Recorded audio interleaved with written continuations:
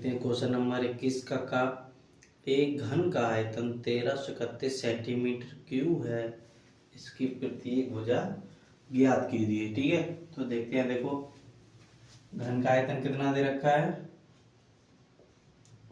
घन का आयतन बराबर 1331 सेंटीमीटर क्यूब। ठीक है, और हमें क्या निकालना है, भुजा निकालना है। ठीक है, तो देखो घन के आयतन का फॉर्मूला क्या होता है। घन का आयतन बराबर भुजा क्यू। क्या होता है, भुजा क्यू। देखो घन का आयतन कितना दे रखा है, 1331। तो यहाँ क्या आ जाएगा, 1331। ठीक है, ये घन लगा है तो इस पे आया क्यू रूट। ठीक है, इधर क्या बचेगा, भुजा। अब इसको खोलेंगे तो देखो क्या हो जाएगा। अगर इसे तोड़ना है तो क्या, 11 गुणा 11 गुणा 11 बराबर भुजा। जब 11 क्यू रूट से बाहर आएगा तो यहाँ पे सिर्फ क्या बचेगा, 11 बराबर भुजा। यानी कि हमारी भुजा जो है वो कितनी आ जाएगी, 11। कितनी आ जाएगी, 11। यानी आंसर हमारा कितना हो जाएगा, 11 centimetre. Okay, 11 centimetre. Okay, question number 21 का खा। यदि दो घात समीकरण x² plus 3x minus P बराबर 0 का एक मूल 2 हो तो p का मान ज्ञात कीजिए। ठीक है, तो देखो दो घात समीकरण क्या दे रखा है, x² plus 3x minus P बराबर 0। एक मूल कितना दे रखा है, 2। तो यानी x बराबर कितना रखेंगे, 2। तो x बराबर 2 रखने पर तो x के 2 रखेंगे तो 2 का वर्ग प्लस 3 गुणा 2 माइनस पी बराबर 0। तो 2 का वर्ग करेंगे 4 प्लस 3 का 2 में गुणा हुआ तो 6 माइनस पी बराबर 0। 4 और 6 कितना हो जाएगा, 10 माइनस पी बराबर 0। तो 10 का पक्षांतर कर देंगे तो 10 बराबर माइनस पी बराबर क्या आ जाएगा, माइनस का 10 माइनस माइनस काट देंगे तो p बराबर हमारा क्या आ जाएगा, 10। ओके, और p का ही मान हमसे पूछा था। देखते हैं क्वेश्चन नंबर 21 का ग। यदि cos थीटा बराबर 15/17 हो तो sin थीटा का मान ज्ञात कीजिए। ठीक है, तो इसमें देखो एक समकोण त्रिभुज बना लेंगे।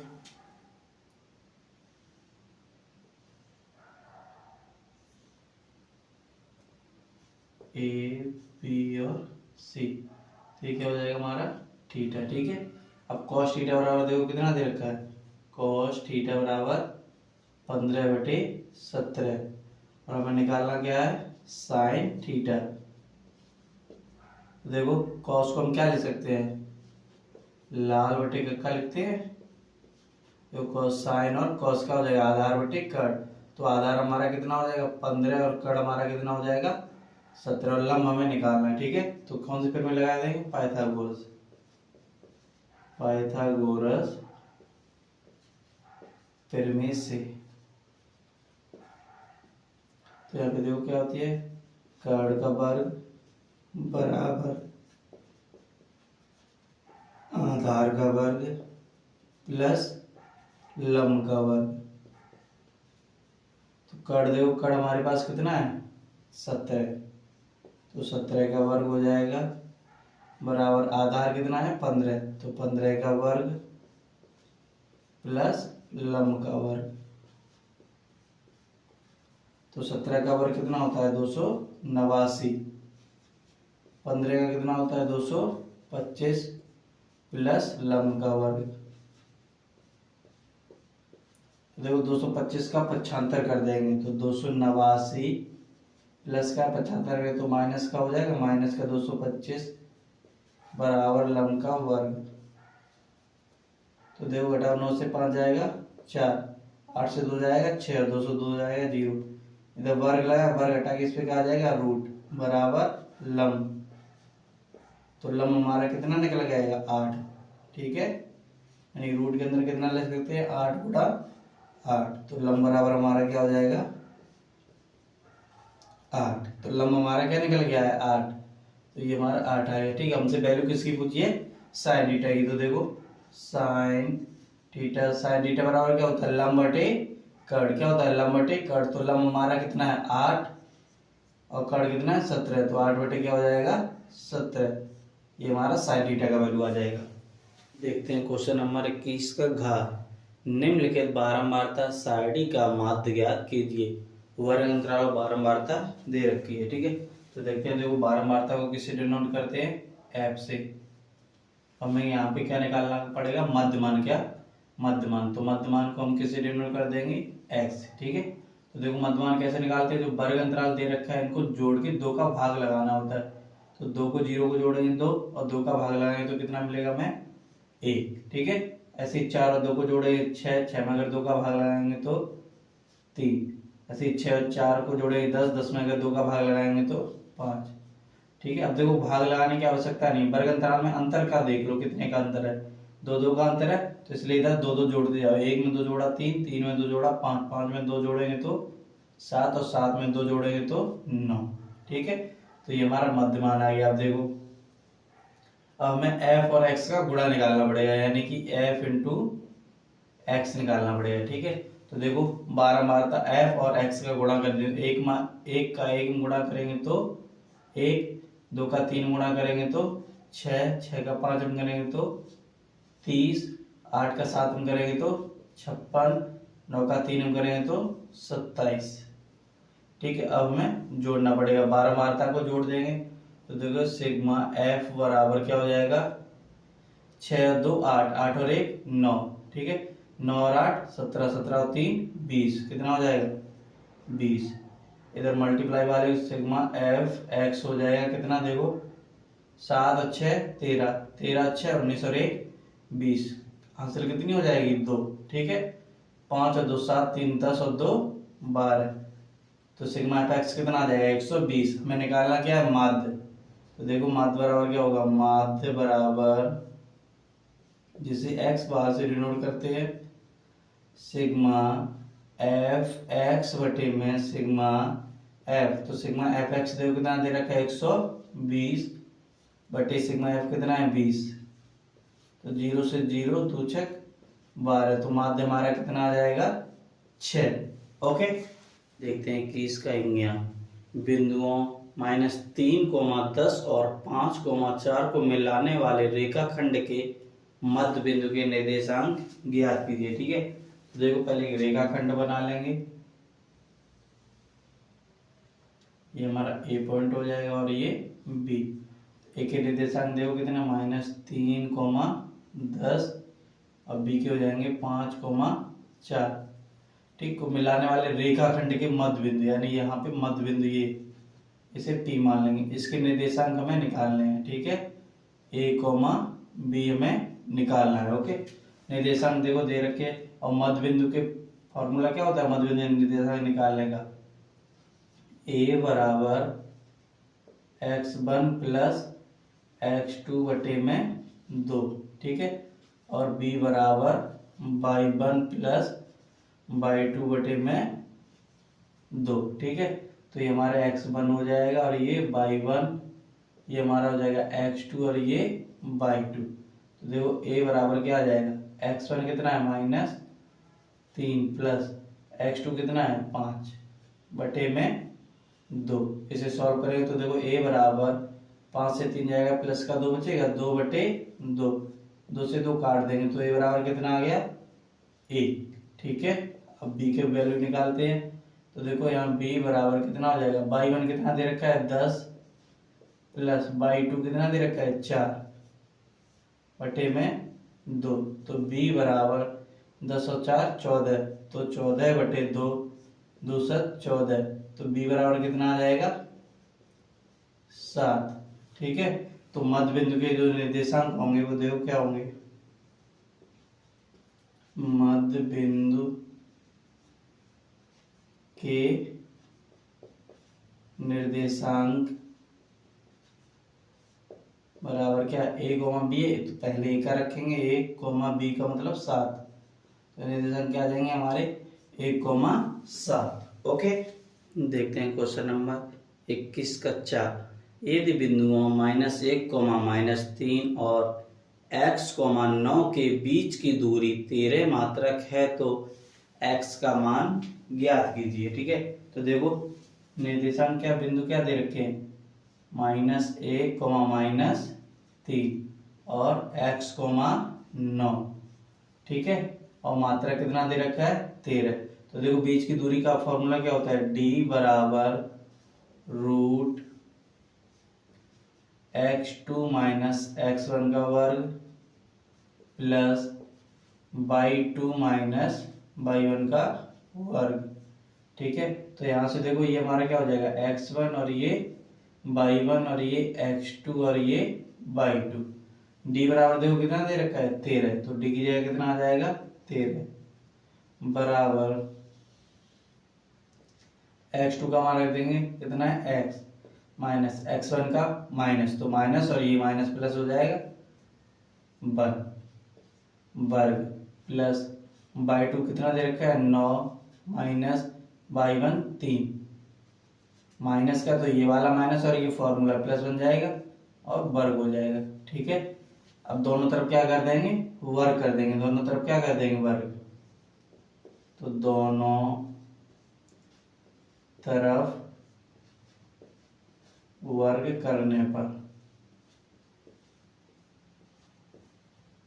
देखो 13 का वर्ग करेंगे कितना हो जाएगा, 169 बराबर इसका करेंगे तो x प्लस 1 का वर्ग प्लस, और इधर करेंगे तो 9 + 3 का वर्ग।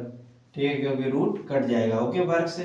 तो यहाँ से देखो 169 बराबर a + b का होल स्क्वायर हो गया, तो a² + b² प्लस 2a और b प्लस 9 और 3 कितना हो जाएगा, 12। 12 का वर्ग करेंगे तो 144। यहाँ से देखो क्या हो जाएगा, 169 बराबर x का वर्ग प्लस 1 प्लस 2x प्लस 144। ठीक है, 169 का 95 कर देंगे तो क्या इक्वेशन बनेगी, x² plus 1 plus 2x plus 144 minus 169 बराबर 0। ठीक है, तो देखो x² ऐसा ही रहेगा प्लस 2x हो जाएगा।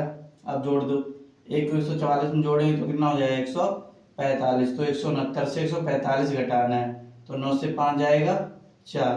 ठीक है, 145 6 से 4 जाएगा तो 2 24, वो भी किसका बचेगा, माइनस का बराबर 0। ठीक है, अब इसके गुणनखंड निकालेंगे तो 24 का 1 गुणा हुआ 24, जोड़ने और घटाने से कितना आना चाहिए, 2, और गुणा करने से कितना आना चाहिए, 24। 6 × 4 = 24। तो देखो x का वर्ग प्लस 6 माइनस 4x माइनस 24 बराबर 0।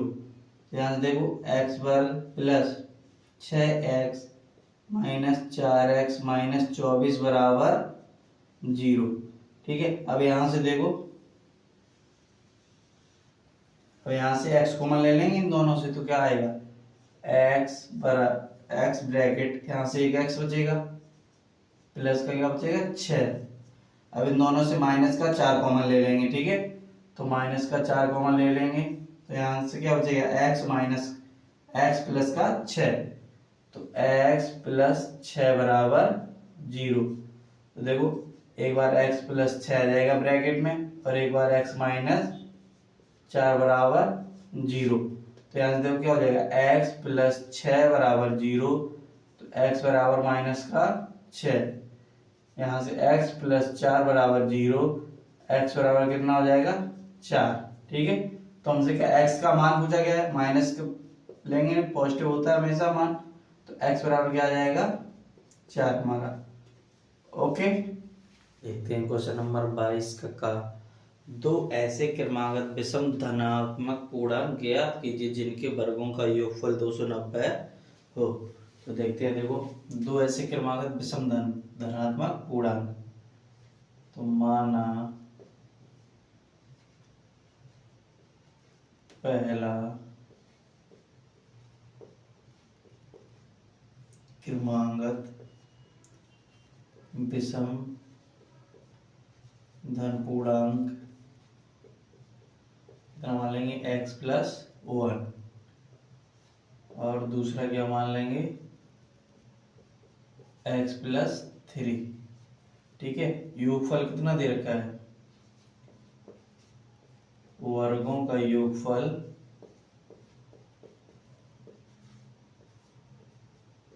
290। ठीक है, देखते हैं प्रश्न क्या कह रहा है। प्रश्न अनुसार क्रमागत विषम धनात्मक पूर्णांक ज्ञात कीजिए जिनके वर्गों का योग। तो देखो हमने दो संख्या निकालनी, ये पहली और ये दूसरी, जिनके वर्ग हो तो इनका वर्ग कर देंगे। तो x+1 का वर्ग और x+3 का वर्ग, जिनके वर्गों का योगफल, तो योग कर देंगे इन दोनों का, बराबर 290। इनका वर्ग खोल देंगे। ठीक है, तो देखो a+b का है, तो a²+b² +2a और b प्लस इसका भी खोल देंगे, तो a² + b² +2ab बराबर 290। यहाँ से देखो x² और x², 2x² हो जाएगा, प्लस यहाँ से देखो 2x और 3 दूनी 6, 6 और 2 8x हो जाएगा। अब यहाँ से देखो 1 का वर्ग 1, 3 का वर्ग 9, 290 प्लस का है, साइड चेंज करेंगे इसकी तो माइनस का हो जाएगा, तो माइनस के 290 बराबर 0। तो देखो 2x² + 8x, 9 और 1 10 हो जाएंगे, 10 से 290 जाएगा तो माइनस के 280 बचेंगे बराबर 0। अब 2 का भाग लगा देंगे। ठीक है, 2 का भाग करने पर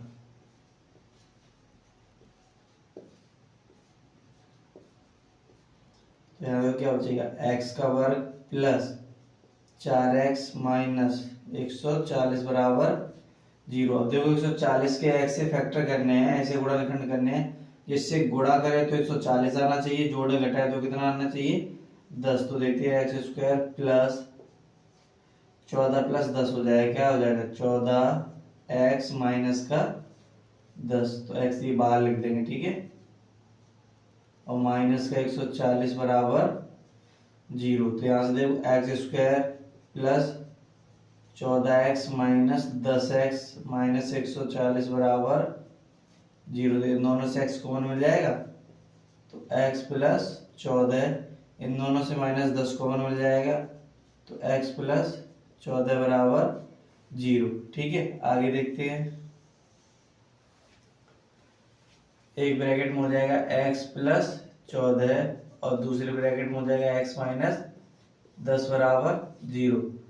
तो x + 14 बराबर 0, तो यहाँ से x की वैल्यू आएगी -14। इसे देखते हैं x माइनस 10 बराबर 0, तो यहाँ से x की वैल्यू कितनी आ जाएगी 10। ठीक है, तो पॉजिटिव हम लेंगे, नेगेटिव तो लेंगे नहीं, तो x बराबर कितना आ रहा है 10। तो देखो पहली क्रमांक संख्या क्या हो जाएगी, पहली क्रमांक विषम धन पूर्णांक, यहाँ पहला क्रमांक विषम धन पूर्णांक कितना है x+1 है ना, तो x हमने कितना 10, तो 10 + 1 यानी कि कितना आ जाएगा हमारा 11। ठीक है, अब दूसरा देखो क्या हो जाएगा,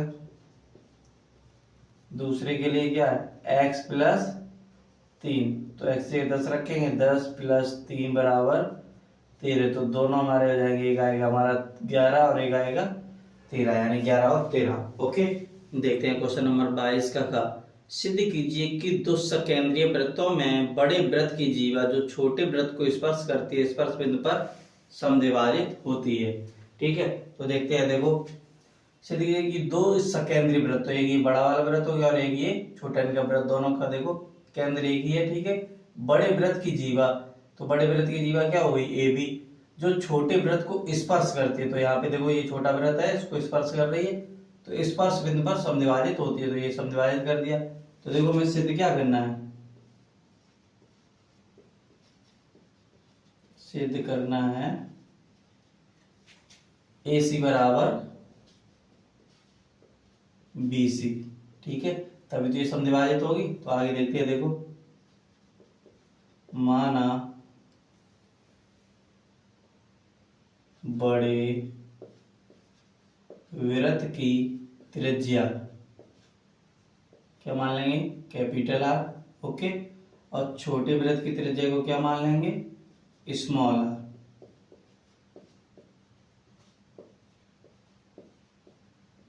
ठीक है, तो बड़े वृत्त की त्रिज्या क्या, ओ ए और ओ बी, इसे कैपिटल आर मान लेंगे और जो स्मॉल है उसे स्मॉल आर। ठीक है, तो अब देखो त्रिभुज ओ ए सी में देखेंगे, त्रिभुज ए ओ सी में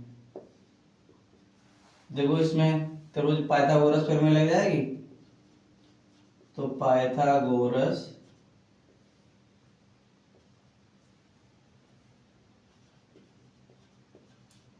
प्रमेय से,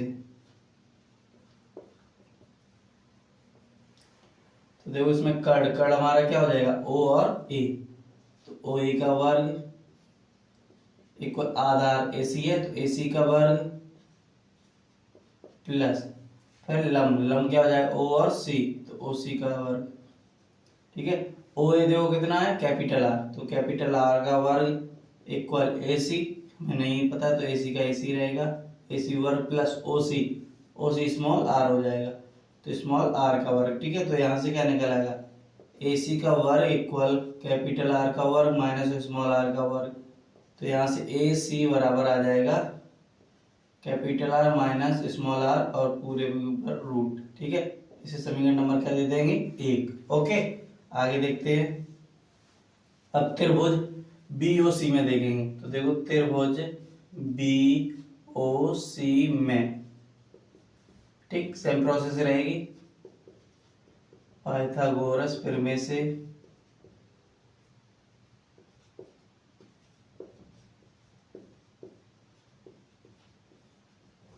इसमें देखो क्या हो जाएगा, कड़ कड़ हमारा क्या हो जाएगा, ओ बी, तो ओ बी का वर्ग plus lump sorry equal Aadhaar Aadhaar क्या हो जाएगा, बी सी, तो बी सी का वर्ग प्लस लम लम क्या हो जाएगा, ओ सी, तो ओ सी का वर्ग। ओ बी देखो कितना है, कैपिटल आर, तो कैपिटल आर का वर्ग इक्वल बी सी निकालना ही है, तो बी सी का वर्ग plus O C small R, तो स्मॉल आर का वर्ग।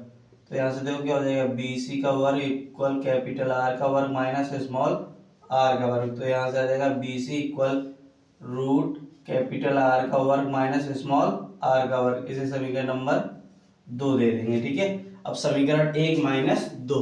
ओके, देखो समीकरण 1 माइनस 2, तो यहाँ से देखो क्या हो जाएगा, समीकरण A C minus B C equal root R square minus R square minus R square minus R square, तो इससे ये कैंसिल हो जाएगा। ठीक है, और ये माइनस का तो इधर जाएगा, क्या जाएगा प्लस का, तो ए सी बराबर क्या हो जाएगा, बी सी। यही हमसे प्रूव कराया है, ए सी बराबर B C. Okay, question number 22 का ग, चित्र में यदि L M parallel C B और L N parallel C D हो तो सिद्ध कीजिए कि ए एम बटे बी एम बराबर ए एन बटे डी एन है। ठीक है, तो देखो सिद्ध हमें ए एम बटे बी एम बराबर ए एन बटे डी एन करना है। तो उपपत्ति में देखते हैं, जब पहली कंडीशन रखेंगे तो एल एम पैरेलल में सी बी, तो देखो L M parallel C B यानी ए बी सी त्रिभुज की बात हो रही है, तो त्रिभुज ए बी सी में। ओके, तो यहां से देखो क्या ले सकते हैं हम, ए एम बटे में बी एम, ए एम बटे में बी एम बराबर ए एल बटे में सी एल, ए एल बटे में सी एल। ठीक है, ये समीकरण नंबर 1 हो जाएगा। ये किससे, मध्य बिंदु प्रमेय से। ओके, मध्य बिंदु प्रमेय से। ओके, अब आगे देखते हैं, जब दूसरी कंडीशन हो गया L N parallel C D, तो देखो L N parallel C D यानी त्रिभुज ए सी डी की बात हो रही है, तो त्रिभुज ए सी डी में। ठीक है। तो इसमें हम लिख सकते हैं ए एन बटे में डी एन, ए एन बटे में डी एन या एन डी, ठीक है, बराबर ए एल बटे में सी एल। ओके, ये हो जाएगा समीकरण नंबर 2 सेम प्रोसेस, ठीक है, मध्य बिंदु पर में से।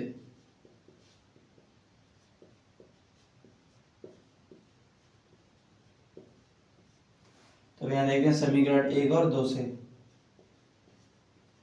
समीकरण 1 हुआ 2 से, तो देखो यहाँ पे क्या है, ए एम बटे में बी एम बराबर ए एन बटे में डी एन बराबर ए एल बटे में सी एल, यानी कि इन दोनों के बराबर में ए एल बटे सी एल दे रखा है यहाँ से देखो, ठीक है। तो यहाँ पे हम क्या ले सकते हैं, ए एम बटे में बी एम बराबर ए एन बटे में डी एन। ओके, ये हमसे प्रूव कराया गया।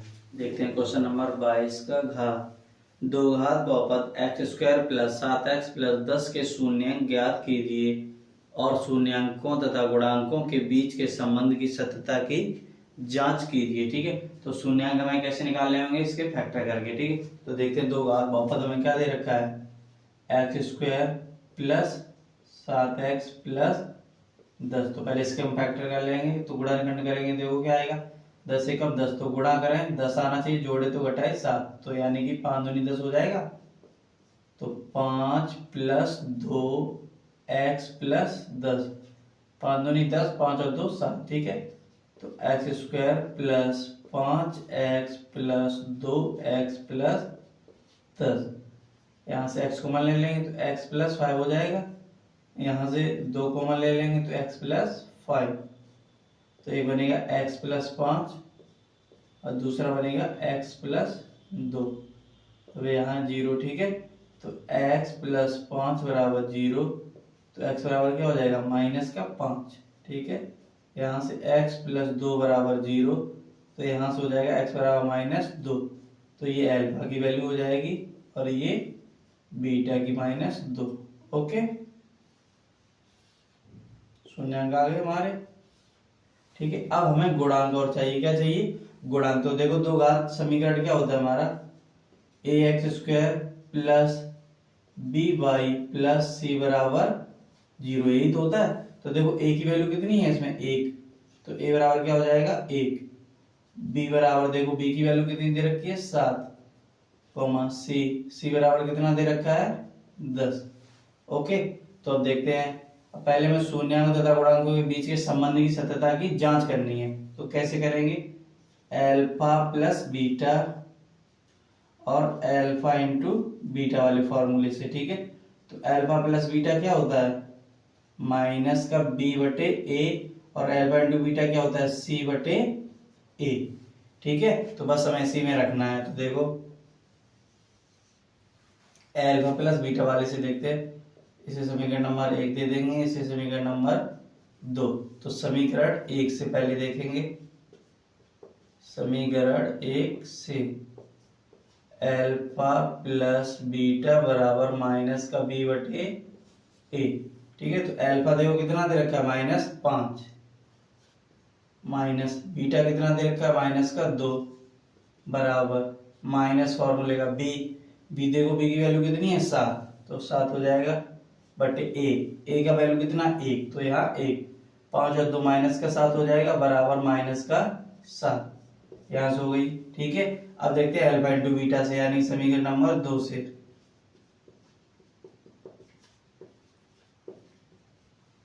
तो अल्फा इंटू बीटा बराबर सी बटे ए, ठीक है। तो अल्फा की वैल्यू कितनी दे रखी है, -5, गुणा बीटा की वैल्यू कितनी दे रखी है, -2 बराबर सी बटे ए। सी की वैल्यू देखो कितनी है 10 और ए की कितनी है 1, तो यहाँ हो जाएगा 10 बटे ए, 5 दूनी 10, माइनस माइनस प्लस, ठीक है।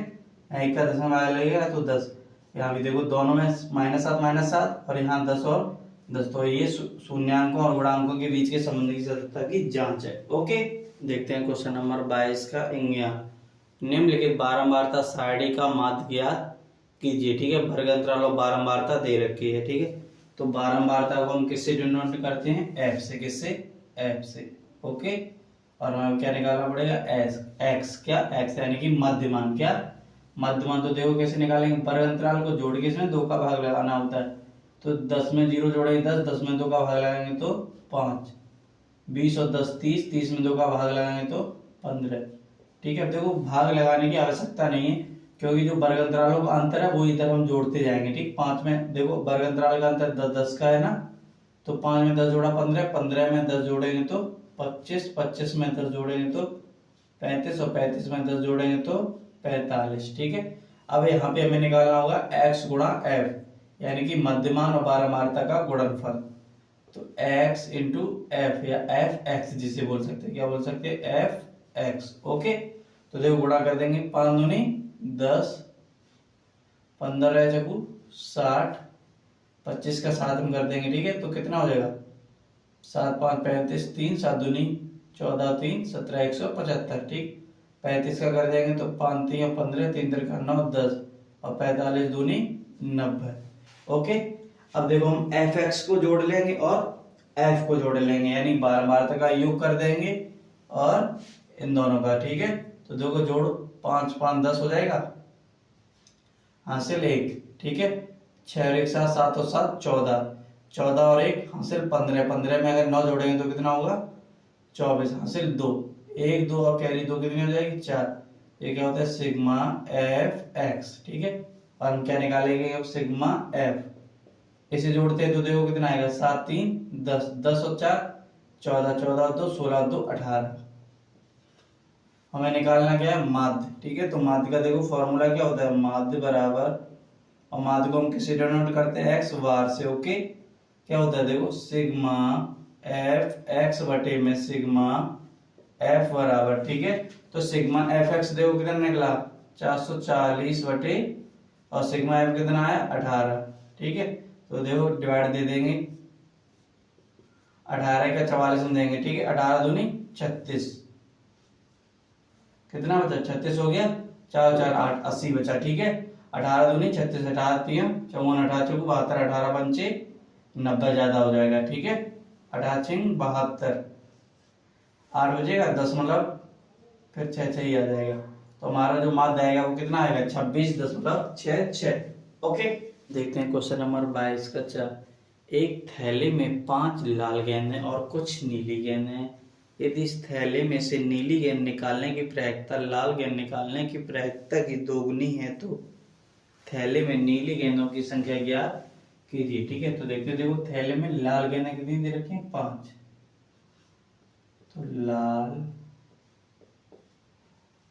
गेंदें बराबर 5, और कुछ नीली गेंदें, तो इसको हम मान लेंगे x। माना नीली गेंदें बराबर x। ठीक है, तो कुल गेंदें कितनी हो जाएंगी हमारी, कुल गेंदें बराबर 5 प्लस x हो जाएगा। ठीक है, आगे देखते, यदि इस थैले में से नीली गेंद निकालने की प्रायिकता लाल गेंद निकालने की प्रायिकता की दोगुनी है। ठीक है, तो अब देखो प्रश्न क्या है, तो देखो पहले ये देखते हैं लाल गेंद और नीले की प्रायिकता। ठीक है, तो नीली गेंद निकालने की प्रायिकता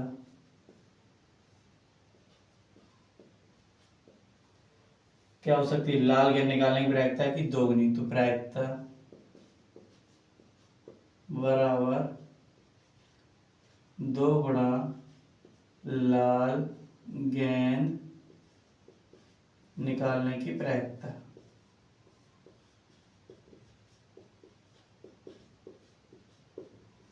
ओके, तो देखो नीली गेंद निकालने की प्रायिकता क्या हो जाएगी, टोटल में से x निकाल देंगे तो x बटे क्या हो जाएगा, 5 प्लस एक्स। ओके, बराबर 2, देखो दोगुनी है, लाल गेंद निकालने की प्रायिकता की दोगुनी, तो 2 गुणा लाल गेंद की प्रायिकता देखो कैसे निकालेंगे, 5, और टोटल में कितना होगा 5 बटे एक्स, तो 5 बटे 5 प्लस एक्स। तो यहाँ से देखो क्या हो जाएगा, 5 बटे 5 प्लस एक्स बराबर 5 दूनी 10, तो 10 बटे 5 प्लस x, तो 5 प्लस एक्स से 5 प्लस एक्स कट जाएगा, तो यहाँ से क्या बचेगा, x बराबर 10। कितना बचेगा, x बराबर 10। हमसे पूछा गया नीली गेंदों की संख्या, तो नीली गेंदों की संख्या देखो, हमने x को क्या माना था, नीली गेंद, यहाँ लिखेंगे नीली गेंदों की संख्या बराबर क्या माना था हमने, x यानी कि 10। ओके।